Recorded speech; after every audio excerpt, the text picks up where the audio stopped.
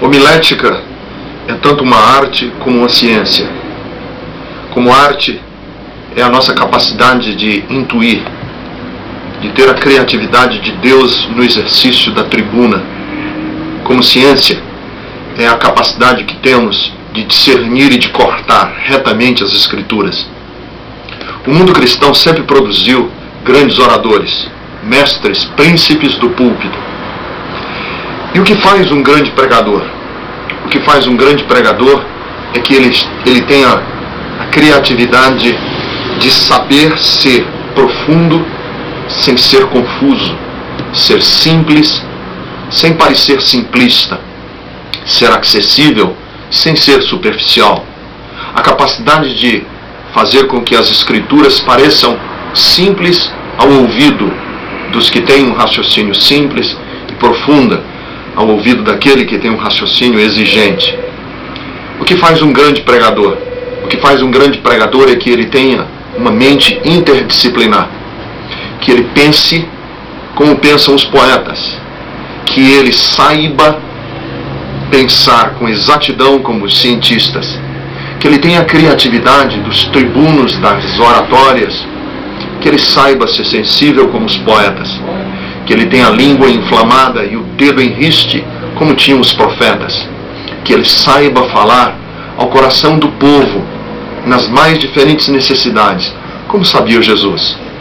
O que faz uma grande pregação é a capacidade que ela tem de transmitir o coração de Deus, de não ser apenas uma mensagem bem elaborada, mas que ela transmita o ardor, a paixão, que ela brote nos olhos, nos gestos, na vida do obreiro, que ele está completamente embebido por aquilo que ele está falando. O que faz uma grande pregação, quando o auditório termina de ouvir a grande mensagem, como ouviu Pedro no dia de Pentecostes, e o texto das Escrituras diz que os seus corações estavam compungidos. Compungido ali no grego é o coração esfaqueado, é o coração cortado pela palavra, ao ponto de perguntarem a Pedro e dizerem: o que faremos então? E Pedro responder dizendo: arrependei-vos cada um de vós. Então vejam que a grande mensagem é aquela que consegue transmitir os valores de Deus. Para isso, o pregador precisa ser bíblico. Por isso, eu sou um grande defensor da mensagem expositiva, aquela que usa as Escrituras como trilho do raciocínio, que não foge na temática para dizer o que eu bem quiser, mas aquela que busca suscitar nas entrelinhas, no espírito daquilo que está escrito, a verdadeira intenção do autor, a verdadeira intenção do Espírito Santo. A grande mensagem é aquela que consegue sacar do texto princípios eternos. Porque vejam, as Escrituras foram escritas há muito tempo atrás, numa cultura completamente diferente da nossa, numa realidade geográfica, numa realidade de vida completamente diferente da que vivemos hoje. Era agro-pastoril naqueles dias, é urbana nos dias de hoje. Era uma vida restrita, hoje vivemos numa aldeia global. Como fazer para tirarmos os princípios eternos que permeavam, que estavam embebidos nos ensinos daqueles dias e que podem ser transpostos para as grandes cidades, para as grandes metrópoles, para o mundo que vive conectado na internet e que tem acesso a CD-ROM? Como fazer para que esses princípios eternos das Escrituras possam transpirar para os dias de hoje?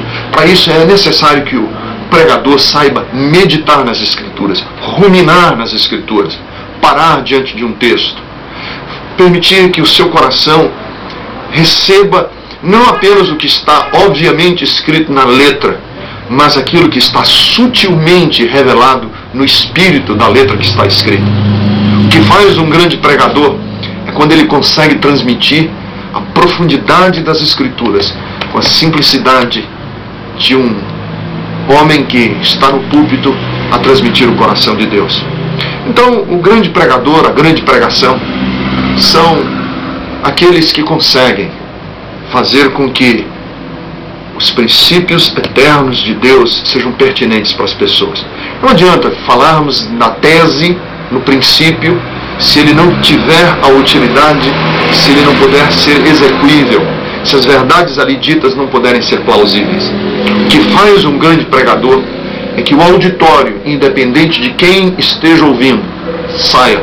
Pode até concordar ou discordar. Paulo pregou no Areópago e alguns discordaram, outros concordaram. Alguns ficaram em suspense, esperando maiores informações para que tomassem suas decisões.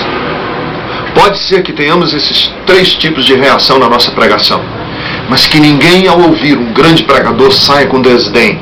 Que ninguém ao ouvir um grande pregador saia com aquela sensação terrível de que não foi feito o dever de casa, de que as palavras foram frívolas, que ele se resignou a apenas falar chavões, que ele repetiu slogans, que ele não foi criterioso no falar, no expressar os princípios no qual ele crê.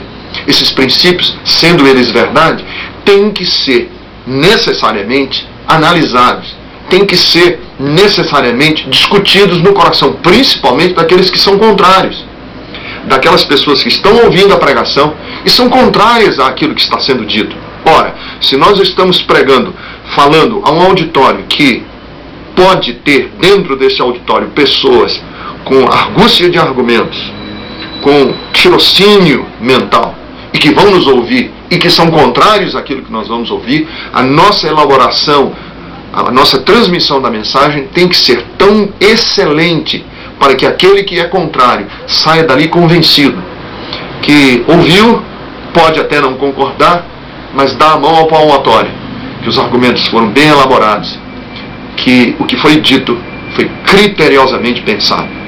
Um grande pregador é aquele que, como Jesus, ao levantar a sua voz, as multidões terminem dizendo o que disseram de Cristo. Nunca ouvimos alguém falar como este homem falou. Que Deus abençoe.